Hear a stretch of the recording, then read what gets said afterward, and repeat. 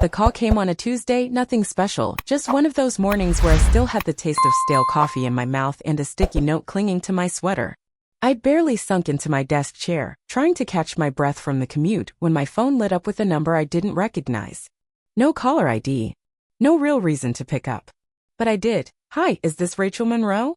I paused. "This is Tyler from Western Horizon Bank. We're reaching out about your outstanding mortgage balance of $512,000. We've mailed several notices. I don't have a mortgage," I cut in, sharper than I meant. "You've got the wrong person." There was a beat of silence. "Ma'am, our records show your full name, date of birth, and social. You're listed as the primary on the loan, opened 3 years ago." 3 years. My brain just stopped. That was the year my little sister, Layla, started talking about buying a house. She kept calling it her reset button. Said she needed space, for a future family. I remembered her pulling up Pinterest boards at dinner and joking about her garbage credit score like it was some kind of punchline. Mom had said, "We'll make it work. Family finds a way." Not like this, though. Somehow, I managed to wrap up the call without screaming, and then I just sat there, staring at absolutely nothing. The only sound was the dull hum of my laptop fan. My palms were slick. My mouth bone dry. I tried telling myself this was a clerical error. Some random woman in Illinois with the same name. A glitch. But deep down, I already knew better. I practically ripped my nightstand drawer apart, digging through old pay stubs and birthday cards until I found it. A bland flyer from Western Horizon I'd tossed months ago. Never even looked at it. Now it felt like a flare I'd ignored. I ended up on my apartment floor, buried in a mess of envelopes and paperwork, staring at fragments of my life I thought were secure. No house. No car loan. No shared accounts. I'd kept things clean on purpose. And still, someone had signed me into $500,000 of debt. And not just someone random. Only a few people had access to my full legal name, social security number, and actual signature, from years of FAFSA forms, doctor paperwork, and bank documents I'd helped them with. My family. The thought showed up like it had been waiting. I didn't want to believe it. But some betrayals don't bust down the door. They just turn the lock after they slip inside. I didn't sleep that night. I just lay there, eyes fixed on the ceiling, spinning the same question in my mind. If they'd asked, would I have said yes? Probably not. But that wasn't the point. They didn't ask. By the next morning, I had stopped pretending this was some bureaucratic mix-up. It all fit, the timing, the wording, the silence. Layla had gone on and on about her dream place just a few months before that loan date. Wraparound porch. Fully finished basement. Room to grow, she'd said. She was between gigs back then. Her credit was toast. But Mom had just smiled and said, "Don't stress. Ratch always figures it out." Apparently, I was the plan. I started digging through my old filing cabinet, yanking out documents I hadn't thought about in ages, tax returns, photocopies of my social security card, health insurance I co-signed for when Mom had surgery. There it was. In my handwriting. Everything anyone would need to pretend to be me. And I'd handed it over one piece at a time because I was the dependable one. The fixer. The quiet kid who didn't rock the boat. I thought about how Mom used to say it, like it was a compliment. Rachel doesn't need help. She's strong. She handles it. That was always the split. Layla got second chances. I got silence. Growing up, it was always the small stuff. She'd skip her chores and it was, "She's just moody lately." I'd forget once and it was, "Rachel, you know better." She totaled her car and Dad just sighed. That's what insurance is for. I asked for a second-hand laptop once and got, "You think money grows on trees?" They didn't hate me. That would have made more sense. They never saw me as someone who could fall apart. And maybe that's exactly why they thought it was okay, putting my name on that line, hijacking my credit, wrapping me into a lie that could have leveled me. Maybe in their minds I was built to carry it. But something cracked under the surface. Not anger. Not vengeance. Just a sharp, clean sense of clarity. I opened up my laptop and requested a full copy of the loan file from the bank. The woman I spoke with was pleasant, professional. She had no idea the file she emailed me would change the shape of my entire life, and when it arrived, I just stared. Page after page. My name, my birth date, my details. My signature, only it wasn't mine. It looked damn close, close enough that most people wouldn't catch the difference. But I knew, whoever signed it had studied me. They practiced. Maybe even traced something old. But they missed the little things. The slight wobble in the R of Monroe. The subtle curve I always made in the Y of Rachel. This version? It was smooth. Straight. confident in a way I'd never been with a pen in my hand. It was like looking at a fake version of myself that the world believed but I didn't. And the worst part? I knew exactly whose hand had signed it. I didn't call. Didn't text Layla. Didn't shoot off some shaky message to our parents demanding answers. I didn't even yell. Instead, I got to work. I started pulling every record, every piece of paperwork that had ever linked me to them, tax filings, hospital forms, college loan applications I'd sign when Dad was out of work. I went back almost a decade, organizing it all folder by folder, slowly building the paper trail no one else had seen. There were so many moments I'd said, yes, without question, out of obligation, out of love, out of pure muscle memory. Half the time, no one even asked, and I just kept saying yes. I printed everything, credit reports, identity monitoring logs, lists of open accounts tied to my name. I'd never owned a house, but there it was, Western Horizon's full mortgage packet. Stamped, notarized, legally binding, signed, sealed, stolen. For a while, I kept the whole stack laid out on my kitchen table like I was prepping a science fair project. Only this wasn't about school. This was about staying afloat. That's when Sloan, a coworker and the kind of friend who actually listens, noticed I wasn't okay. She caught me zoning out at lunch, mid-bite, and gently pulled me aside. "You look like you're bracing for impact," she said. And I don't know why, but I told her everything. Maybe because she's one of the few people who actually asks, "How are you?" and really wants an answer. She didn't try to sugarcoat it or say something useless like, "It'll be fine." She just pulled out her phone and said, "Call this guy. He's sharp. Doesn't flinch when families get messy." That's how I met Mr. Whitaker. Older guy, ex-Navy maybe, with this clipped way of talking like he didn't have time for extra words. We met at this quiet little cafe a few blocks from my apartment. No receptionist. No waiting room. Just him, a notepad, and a cup of black coffee. He went through my stack in silence. Didn't say a word until he was done. Then he shut the folder, looked me straight in the eye and asked, "You understand what this is, right?" "I think so," I said. "Fraud," he said. "Identity theft, minimum." Hearing it spoken out loud, sharp and plain, made something lock up in my chest. I nodded. "I'm not trying to wreck them," I said quietly. "I just want it reversed." "You're not destroying anyone," he replied. "You're just taking back what's yours." He spent the next hour laying it all out. File a police report. Notify the bank, in writing. Submit your proof. Dispute the mortgage in court, press charges if you're ready. It's going to take time, he said. And it'll torch any bridge that's left. Torch. That word stuck with me. As if there was still a bridge there at all.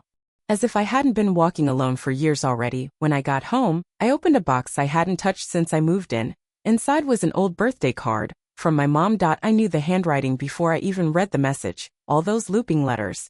Soft and familiar, now heavy with a different weight. "Happy 28th to our steady one." That's what the card said. "We don't say it enough, but you've always been our rock. Our backup plan. We're so lucky to have you." Our backup plan. It was meant to be sweet, I knew that. But all I could feel was the truth behind the words. They didn't see me as someone with limits. I was the fallback, the safe bet.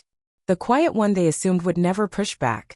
But I was done being their safety net, the person they defaulted to when everything else fell apart. This time I had my own plan. Sunday came faster than I wanted. I found myself standing in front of my parents' house, white shutters, cracked driveway, the same sag in the porch step, holding a folder inside my purse like it might burn through the lining. I hadn't called, not since I got the loan papers. Not since I sat across from Mr. Whitaker and realized this wasn't just a messy situation. It was a crime. Still, I knocked. The door opened right away. My mom lit up like always. "Rachel, honey. I was just pulling the roast out," she chirped, like we were back in high school and none of this had happened. I walked in. Same lemony clean smell, same undertone of onions from the slow cooker. Layla was curled into the corner of the couch, scrolling her phone with a glass of wine already empty beside her. My dad was half watching football from his recliner, grunting now and then at the screen like everything was fine. No one looked at me for too long. I sat through dinner without saying much. Pot roast, mashed potatoes, green beans swimming in garlic. My mom kept the chatter light. Layla complained about her HOA. Dad barely looked up from the TV. And I waited. Once the dishes were cleared and the table was empty, I finally said it. "Hey, quick question." 3 faces turned toward me. No stress, no suspicion. Just that usual, mild look, like I was about to ask if the tires needed rotating or if they'd filed their health insurance. "Does anyone know anything about a mortgage in my name?" Silence. Heavy, immediate. Layla's shoulders stiffened. My mom's smile froze halfway into a reaction. My dad cleared his throat, slow and deliberate. I didn't flinch. Didn't look away, just waited. Finally, Mom spoke, soft, like she was explaining a late water bill. Oh, sweetheart, that's just paperwork. Layla needed help qualifying. It's not like you're paying for anything. It's family. Layla jumped in, still staring at the table. You've got good credit. I don't. It's kinda unfair if you won't help. Unfair, like I was the problem. Like asking questions about my stolen identity made me selfish. I looked at all of them. The woman who raised me. The sister I used to tuck in when she had nightmares. The dad who once called me his calm in the chaos. They didn't think they'd done anything wrong. To them. This was normal. Expected. I nodded slowly, keeping my voice even. Thanks for explaining. Layla eased back, already lost in her phone again. Dad reached for the remote. Mom looked relieved, like a crisis had been narrowly avoided. They had no idea what had shifted. They thought I was still me, still Rachel, still safe, still quiet. But I hadn't come to fight. I came to give them one chance, and they used it to justify what they'd done. The next morning, I filed the police report. The officer behind the desk looked like someone who'd seen one too many family betrayals, worn out, calm. Careful. I handed him the folder Mr. Whitaker and I had built. All the evidence, lined up and labeled. He flipped through it slowly, his brow furrowing the deeper he went. You're sure you want to go through with this? He asked. Not disbelief, just the kind of hesitation people use when they know what this means. If I don't, I said, they'll just do it again. He nodded and stamped the paperwork. Just like that, it was real. That afternoon, I mailed a certified letter to Western Horizon Bank. Inside were copies of my ID, the police report, and a formal dispute of the mortgage. I watched the postal clerk slide the envelope into the outgoing bin like it was just any other piece of mail, but for me, it was a line drawn, permanent, quiet, final. I didn't warn them. Didn't call. Didn't send a dramatic text or show up again. Just silence. 3 days passed. Then 5. Then a week. No calls. No messages. Just the dull, steady ache of waiting for something to break, and it did. Friday night, just after the sky turned violet, there was a knock at my door. I looked through the peephole and saw her, my mother, standing outside in her nicest coat, her face drawn tight with something between fury and fear. I opened the door but didn't step back. She didn't wait for an invitation. How could you? She snapped. Her voice low, sharp. How dare you go to the police? Under the anger I heard it, panic. Not about me. About what it meant. Exposure. I said nothing. I trusted you to be understanding, she went on, her voice trembling now. Layla needed help. Family sticks together. No, I said softly. Family asks. They don't steal. She blinked, like the quiet of it hit harder than if I'd screamed. You've ruined everything, she said. Do you know how this looks? I almost laughed. Almost. I didn't ruin anything, I told her. I just stopped pretending it wasn't broken. Her mouth opened to argue, but I was already closing the door. The latch clicked into place, soft, almost inaudible, but to me it sounded louder than anything either of us had said. Layla called 12 times that weekend. 4 voicemails. Each one louder, more desperate than the last. I deleted them without listening. The next morning, I woke up to an email from Western Horizon Bank. We have suspended the mortgage loan pending further investigation. Attached was a formal apology. They were reviewing the notary logs, the signature file, my documentation. My credit was still wrecked, but the unraveling had begun. I called Mr. Whitaker. They're taking it seriously, I told him. They usually do, he said.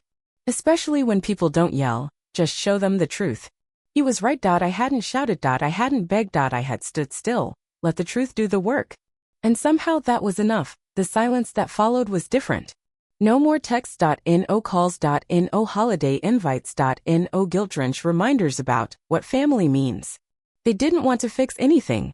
They just wanted the version of me who kept saying yes. But she was gone. I filled my weekends with the things I'd forgotten I loved. Wandering the farmer's market, buying fresh flowers for my table. Sitting in the quiet, reading with no phone buzzing on the counter. I didn't want revenge. Not really. I just wanted distance. And peace. And for the first time I had both. Months passed. Spring arrived slowly, soft pinks, bursts of yellow. The kind of quiet bloom that felt like a second chance. I kept my head down. Replied to Mr. Whitaker's emails. Signed papers. Checked my credit like I was checking the weather, hopeful but cautious. The case was still open. the damage still there. But something inside me had settled. My Saturdays belonged to me. Walking the trail. Trying pottery. Volunteering at the library. Nothing dramatic, just mine. One morning, I stood behind my little booth at a neighborhood artisan fair. Mismatched mugs and lopsided bowls made with unsure hands. A woman picked up one of the pieces, a soft gray mug, labeled Reclamation. She turned it over in her palm. Why that name? I shrugged. Because it wasn't supposed to exist, I said. But it does. She smiled, paid in cash, and walked away. That night, I sat on my balcony with a cup of tea, and the first real quiet I'd earned in years. Not the silence of being dismissed. The silence of being unclaimed. That was when I saw them. My mother, my father, and Layla. They were standing at the edge of the parking lot, just outside the glow of the street lamp, like they weren't sure whether to come closer or walk away. They looked smaller than I remembered. Layla's makeup was smudged. My father's shirt was wrinkled, untucked. My mother held her purse like it was the last solid thing she had. I walked down the stairs calm. Not rushing, not hiding. When they saw me, they froze. Rachel, my mother said, her voice barely there. We made mistakes. But we're still family. Layla stepped forward. I just need help, she said. Just for a little while. Please. Don't shut us out. There was no fire left in me and no heat. Just a stillness that came from knowing they weren't here out of love. They were here because they needed me again. I set my bag down and looked at them, each of them. I hope, I said carefully, you one day understand what real family means. None of them interrupted. But it's not something you can steal, or fake, or expect when it's convenient. I reached into my coat pocket and pulled out a manila envelope. Inside was a printed copy of the forged mortgage document. My name. Their signatures. A red stamp across the front. Void behind it. I'd tucked something else. The old birthday card, the one that read, "You've always been our backup plan." I handed the envelope to my mother. Her hand shook as she took it. I'm not angry, I said. Not anymore. She opened her mouth to speak, but I didn't wait. I'm finally free, I said. And I'm not coming back. Then I turned and walked away. The sound of my footsteps on the stairs felt heavier than any argument I could have had. I didn't look back. When I reached the top, I paused. The wind lifted the edge of my coat. The sun was setting, casting long shadows over the lot below, and I whispered, not to them but to myself, sometimes walking away is the loudest thing you'll ever say. And I meant it. They used my name like it belonged to them. But I walked away. No yelling, no warning. Just silence they couldn't ignore. And if you've ever been treated like the backup plan, you'll understand why I never looked back.